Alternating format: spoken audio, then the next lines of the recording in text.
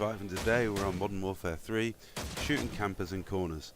I mean seriously, half the people I'm shooting are in corners, as tightly crammed into a corner as they could be. Now because this is Modern Warfare 3, there's going to be a lot of transitions because I've just got to try and shorten this gameplay somehow. It's a little bit on the long side. Now if you're wondering why I'm throwing this up, I'm using up all the old footage I've got captured on my old capture card in the hopes that I can soon get my new capture card running, and new stuff that I capture will be in higher quality. So this is an exercise this weekend in making as many videos as I can out of the final footage that I had captured on my old capture card, and this included this game, which is a pretty decent TDM on Modern Warfare 3. I have no idea what the map was called. I can't remember. I didn't like this game very much, but it's an example of how overpowered the striker was and how overpowered bulletproof vests are, because half the time in this game I'm running around with a vest on, and that just makes me super SpongeBob SquarePants.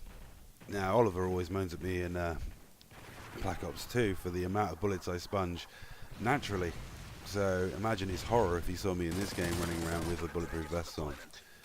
Now at this point I've come to the realization that the other team are camping their asses off, and my teammates are just dying on me, as I'm doing very well but we're only 3 kills up.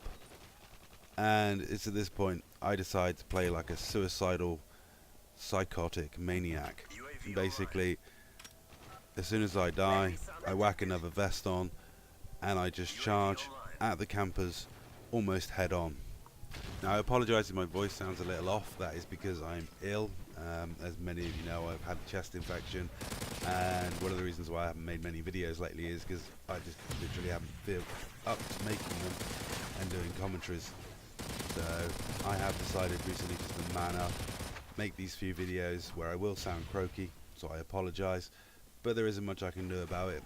I still want to try and post a video a day this week, so I'm going to have to make them one a mil.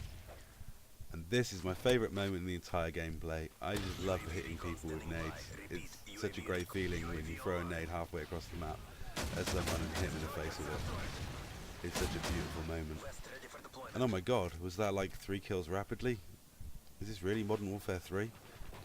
I mean, this game is slow. Not painfully slow like Ghosts, which is, let's face it, like what you can paint dry, but just slow. Now here I'm trying to rush back against these campers, but I get taken out again. So I'm back to rushing up, trying to get to those campers in the little bit between the building and the staircase here. I really should be checking my corners, but I don't, so I get killed again and again. But luckily, I'm building up a nice supply of bulletproof vests, and these things were just hilariously overpowered. I mean, it just makes it totally unfair when you get into a gunfight against someone, you got a vest on and they haven't.